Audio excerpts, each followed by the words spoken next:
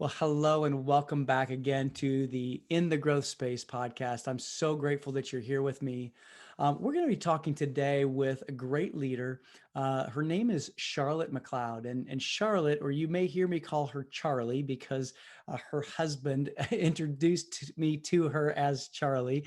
But she is a business leader that's been in the industry, in the business environment, with over 18 years of senior executive experience, both in the UK and internationally.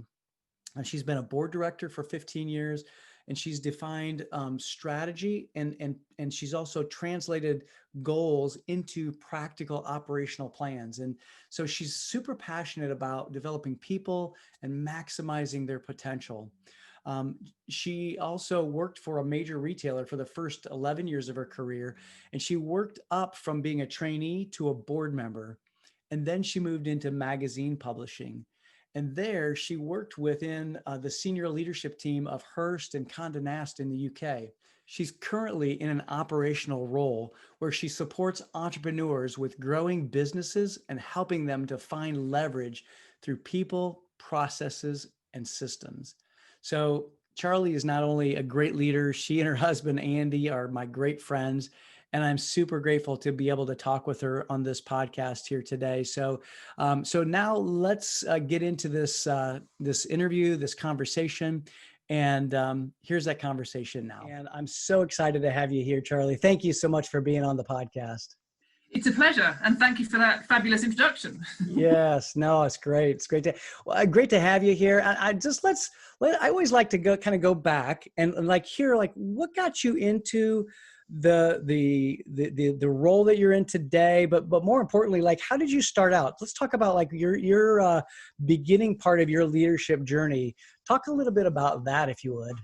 Okay, so when I was lucky enough to have parents who believed in education, so I had a good schooling, and then I went to university here in the UK. As I was finishing there, I really did not have a clue what I wanted to do. I was surrounded by friends who, I want to be a doctor, I want to be an accountant, I want to be a management consultant, whatever, they were clear. And I really didn't know. So I looked around at roles and opportunities that would give me as many opportunities to find my niche, I believe, as I could. Niche. That's good. And I started work for a big retailer here in the UK who has got international as well, WH Smith, and they are a general stationer, books, newspapers, magazines, that kind of retailer. But what they had at the time was a trainee scheme where you had 3 6-month placements around the organisation. And it gave them an opportunity to see where your strengths were, and it gave you an opportunity to see what you quite liked as well. It again had a very robust recruitment program, so I felt quite good when I got into the company. They were well known for their training and support and development, and yeah, so I bounced around some different roles and was spotted by some senior managers as doing a good job, and so they grabbed me into my first role, grabbed me into my second, and it went from there. So it really did start from I didn't know what to do. I joined what was classed as a general management scheme. And I guess as I progressed through my roles, I went into areas of expertise that came out the end a pretty good general manager. And now, having been a CEO, the roles I've played have generally taken all of those skills into it. So yeah, that's how I started.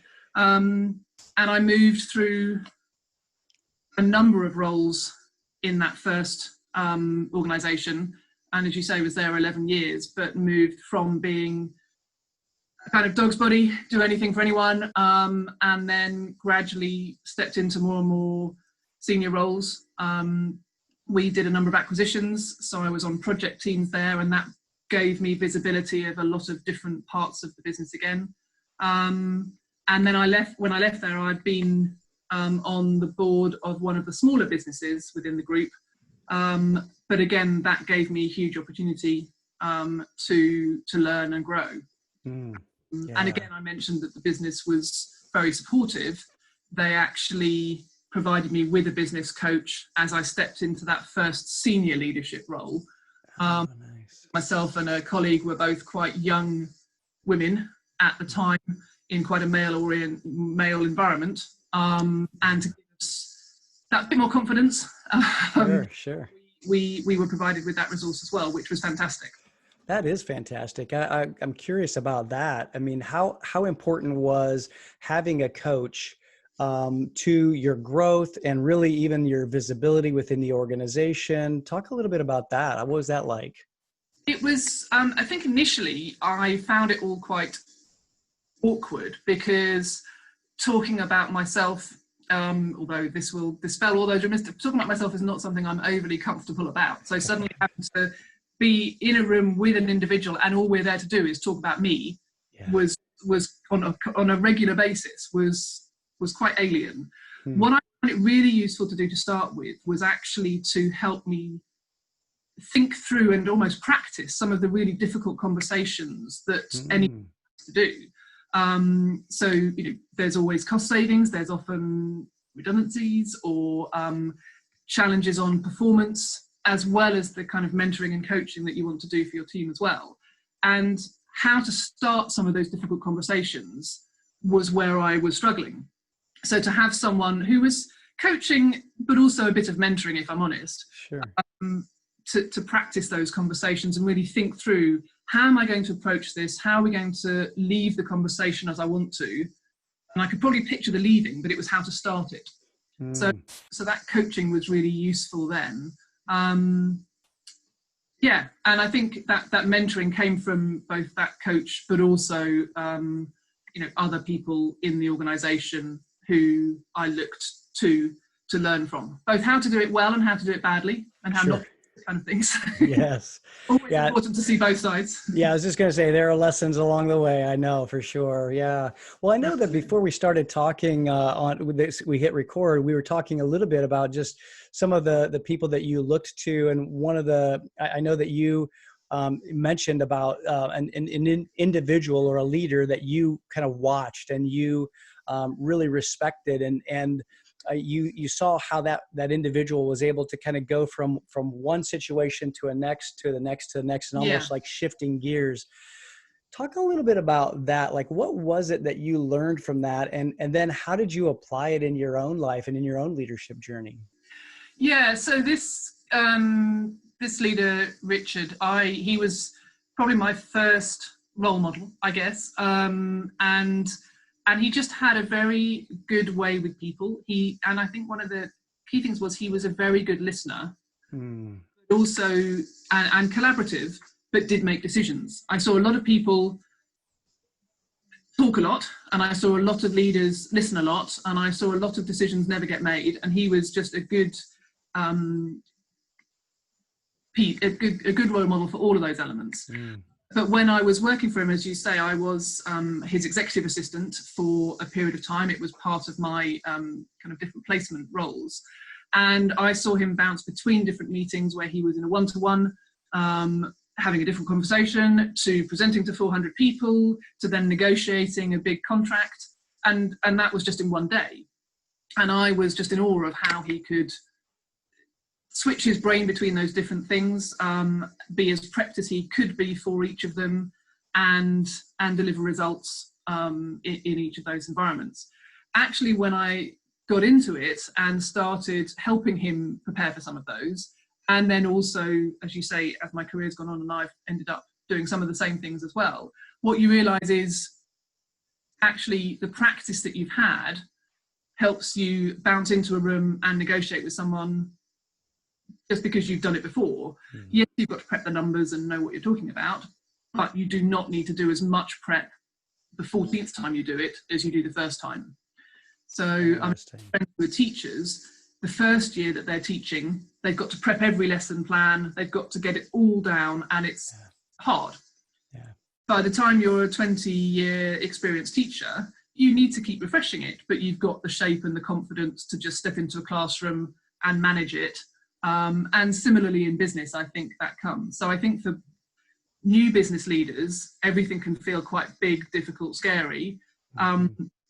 Absolutely. Anyone who is a really experienced business leader, they felt the same.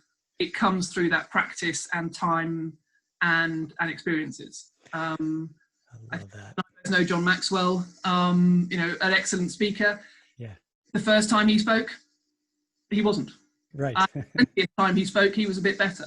Now he's done it 7 million times or whatever. It's pretty damn good. Yes, exactly. And as I say, I was looking at a role model, you know, in business, thinking he's brilliant, but he, you know, he was 50 by the time I was working for him. This year I'm 50. I'm not saying I'm brilliant, but I have definitely got a lot better than I was when I was 21. Yeah.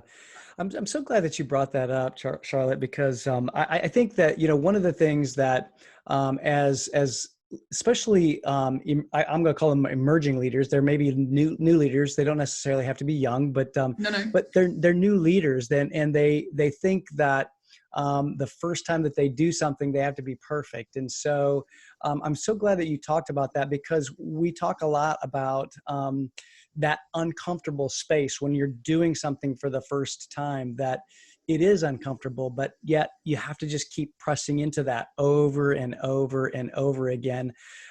Was there a point in time when you started to feel a little bit more comfortable, or did it just happen like naturally for you?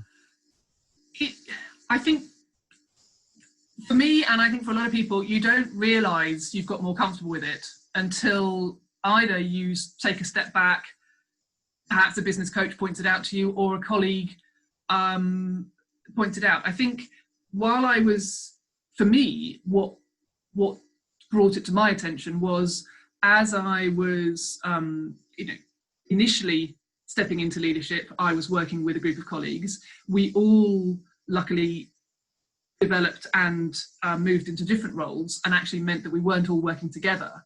When a few of us came back together a few years onto a project, we'd all grown and developed, and we all kind of recognized it in each other. And so it was actually those colleagues who pointed out, blimey, you've got good at that, and well, you used to be scared of doing that, now you're happily to stand in front of 400 people.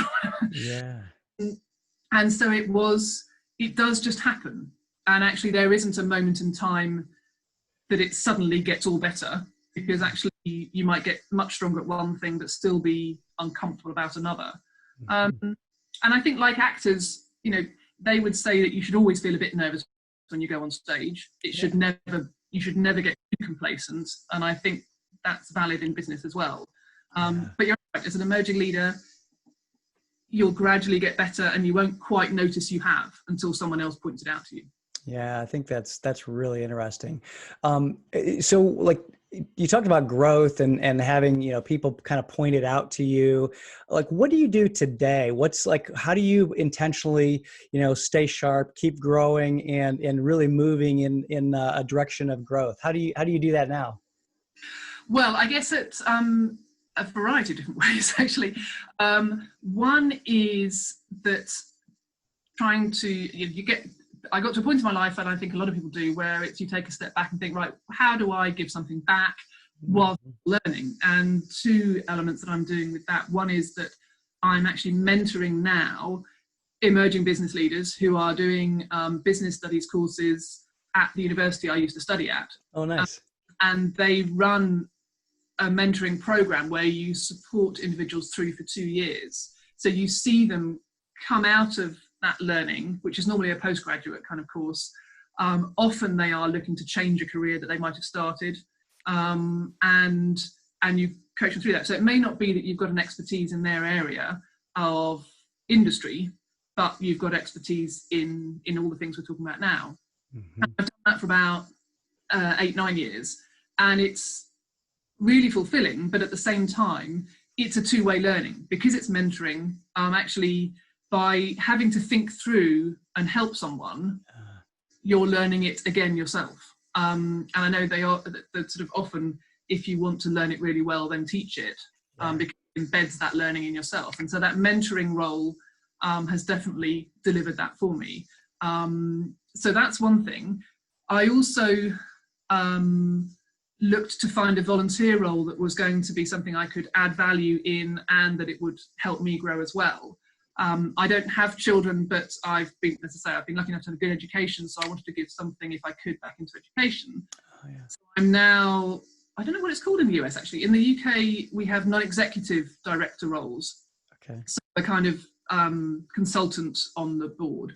Okay. And so I play that role with a schools trust that sits across, it's a body that sits across 32 schools from, again, trying to get my translation. Yeah, it's okay. Junior and high school, and then also some special schools, some special needs schools. So it's an organisation that brings together that cluster of schools. And so I'm on the board there. What they've had struggles with is the growing pains of a trust that had 2 schools to start with, then 10, then 19, and now 32. Wow. And communicating to all the staff, communicating to the key stakeholders, how to leverage their systems. So all the things that a business would be dealing with, I've got expertise and understanding of. So I don't know anything about the educational side. I'm learning that part, and learning how the government funds it, which is a whole other world. But I'm being able to bring skills to it and working with a very different group of people. And actually that big learning is be in a corporate environment and work with a certain type of person pretty consistently. Sure. Step out and work in a very different environment where decision making is different as well.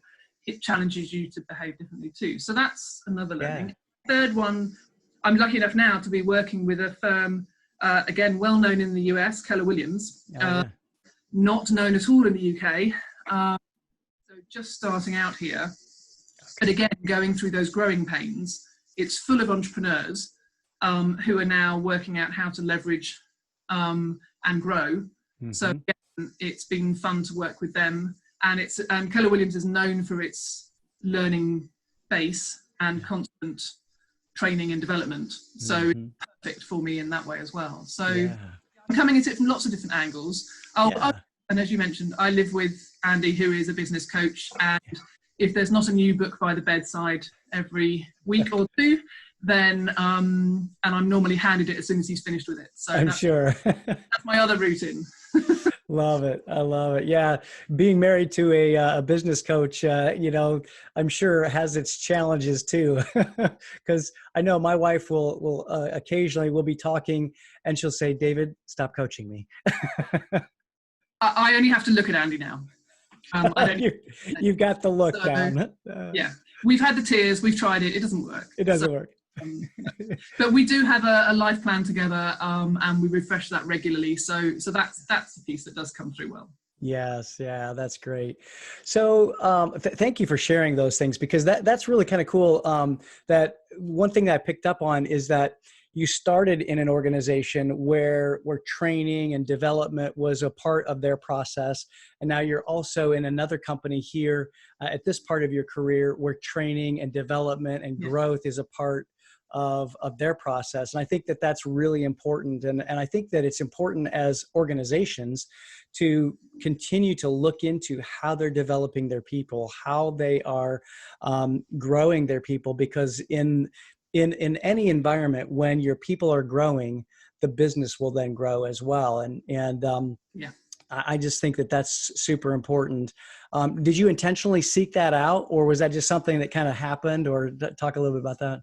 I think, as you say, I think because I had that grounding when I first started in my career, I have looked to that intentionally always in the past, but now it's intentional. But I think in the past I've probably looked to a culture that needs to resonate.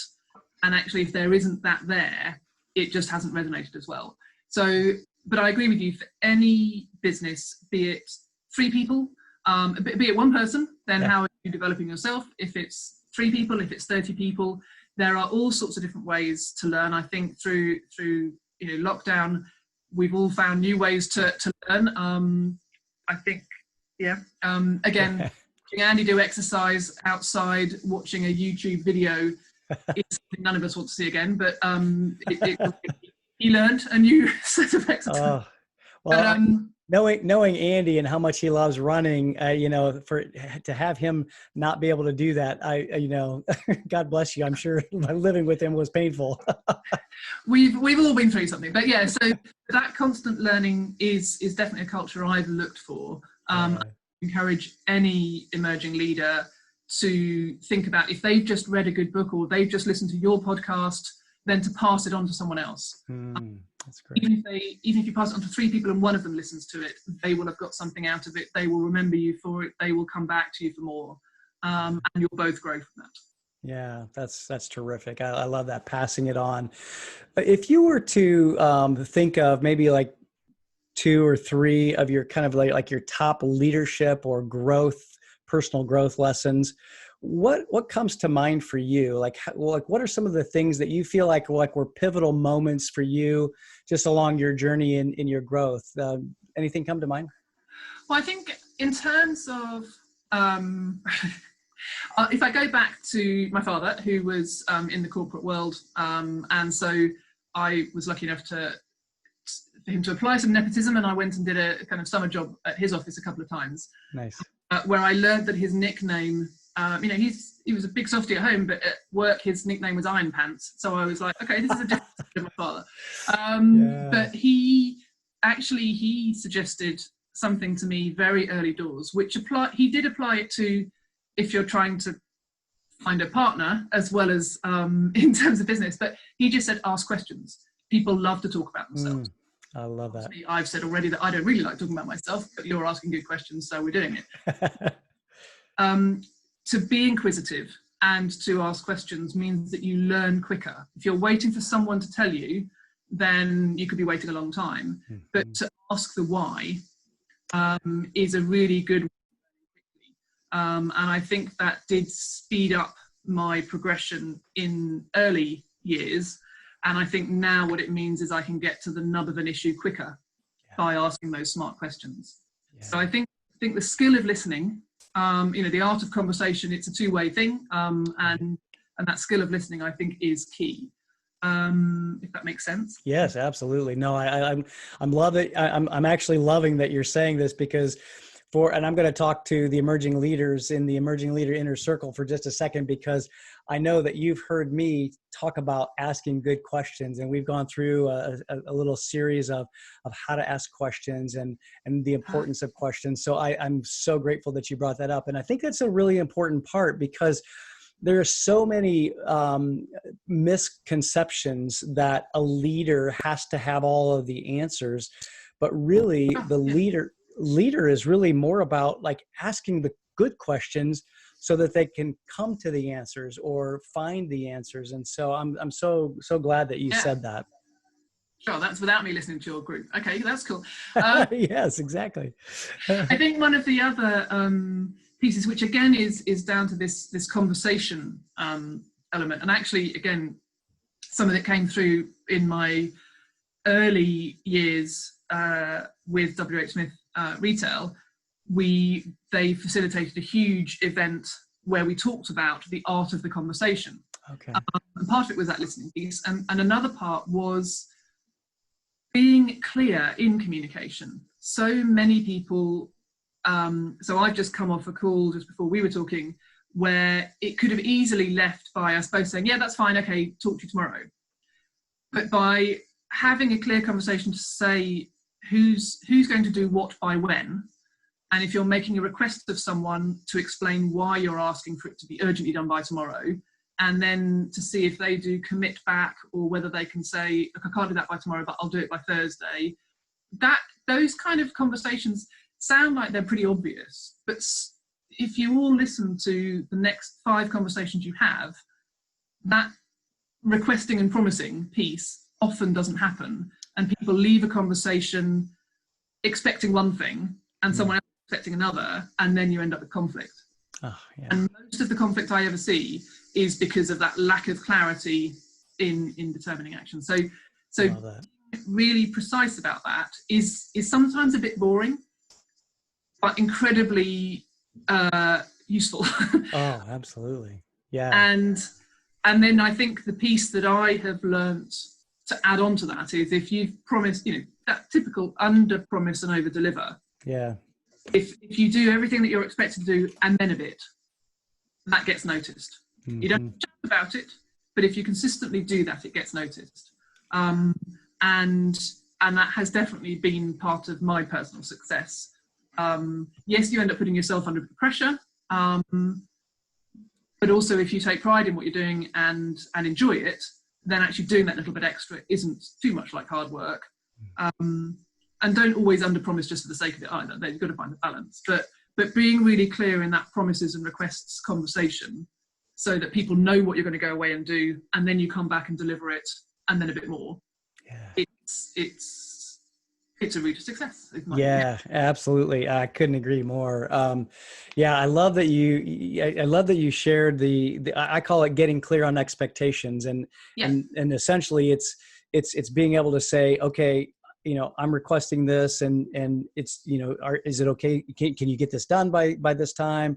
Or if somebody says, hey, I can't get it done by that time, understanding that and really being able to get clear on those expectations, I think is a key part of communication. I'm so glad that you brought that up, because and I think one of the environments where it came through very loud and clear was, you mentioned I worked in the sort of publishing world with Hurst and Conde Nast. So actually working for a part of the business that was working with them and also a whole host of other publishers.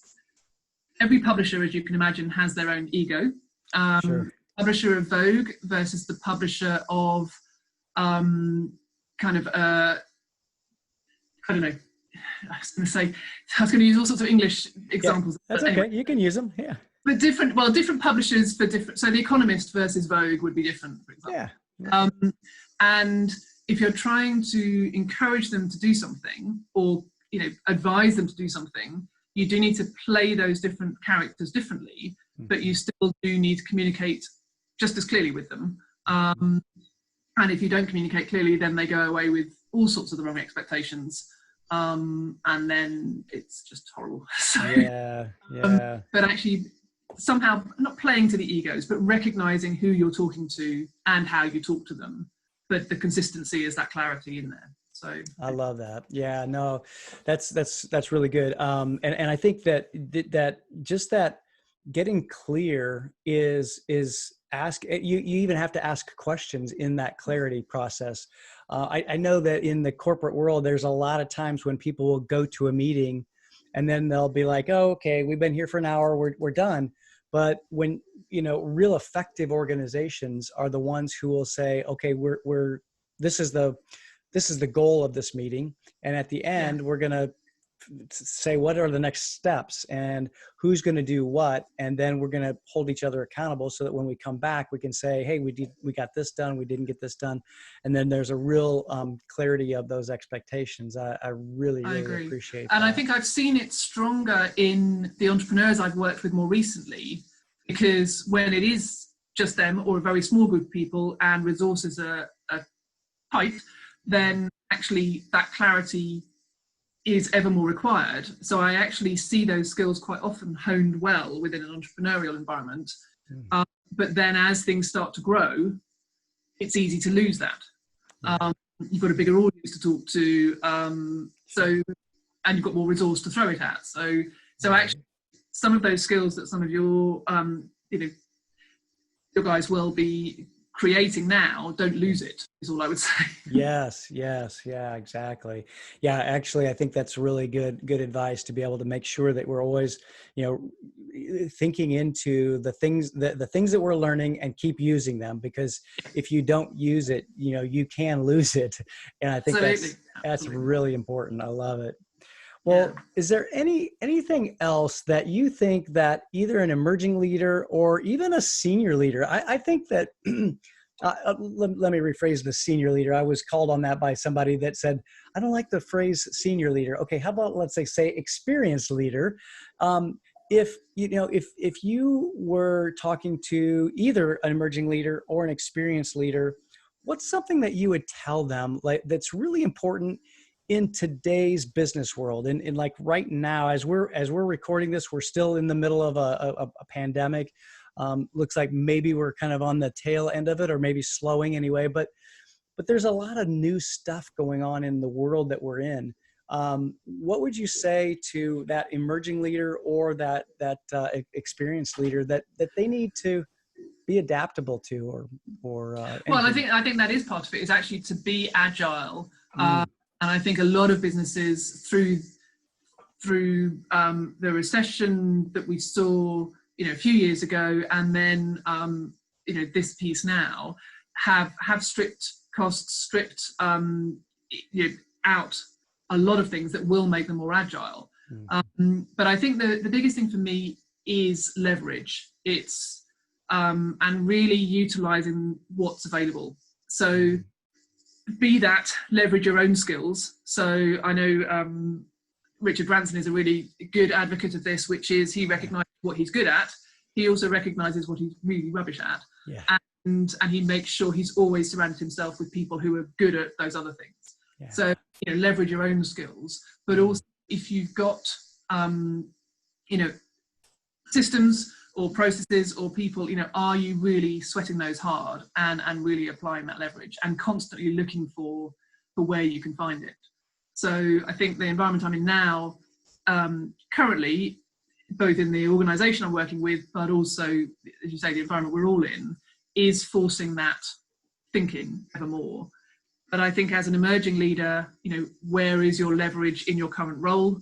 How can you utilise that to help you grow and to help the business you're in grow as well? But I tend to put it down to sort of people, processes, systems, because it normally falls into one, if not more, of those. Right. And actually, as you say, the technology that continues to evolve, the fact that we're all using Zoom now in the way that we are, which we've all saved travel costs significantly, whether we like it or not.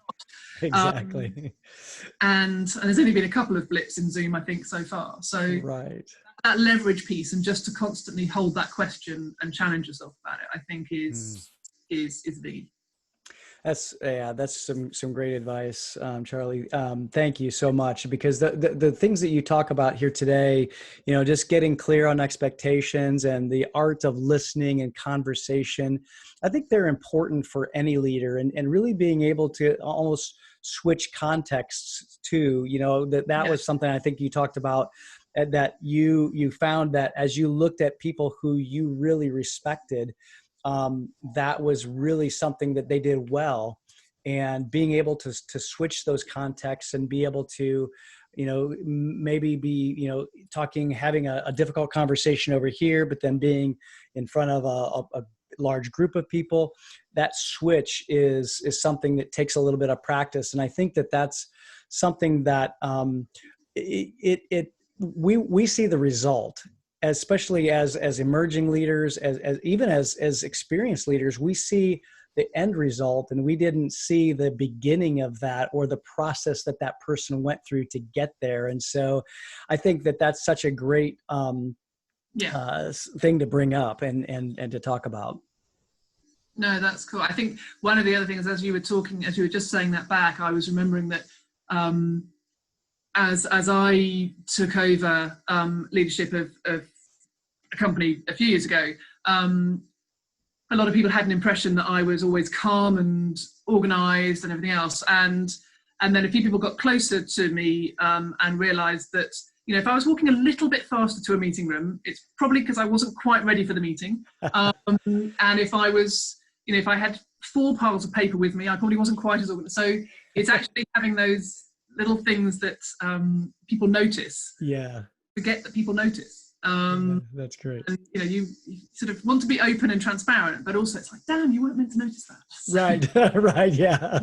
And actually, now that I'm more experienced, I notice it in others. So a classic was being part of a pensions committee. Huge piles of papers to read before a meeting. Oh man. I just turned to page 43 and did a few scribbles on there. And then when we got to there, it looked like I'd got to that part, and I was like, I can't do that. These are the hints and tips that sort of other senior leaders do. So yes. Choose what you want to do. Oh, that's great. That's great. Anyway. Well, Charlie, thank you so much for this. Has been a delightful conversation. I really appreciate the way that you've shared your intentional growth and shared your journey, because I think it's important, as we were talking earlier, just like hearing other people's journey. Every leader's journey is different. And I think that we can all grow and learn from other leaders in their story and in their journey. And so I'm so appreciative that you came and shared yours. I really am grateful for the things that you shared today. I was actually taking some notes because I think there's some really good things that that you shared that are really important for not only just emerging leaders, but also for experienced leaders as well. And Definitely. so, yeah, thank you. Thank you very much Well, it's been a for being pleasure. here. Thank you very much for inviting me. Yes. And for those of you who are watching, thank you so much for watching. We appreciate your continued attention. And if there's anyone that you would like for me to have a conversation with, please reach out to me. Make sure that you subscribe to the channel and maybe leave a comment. What are one or two things that you took away from this conversation today?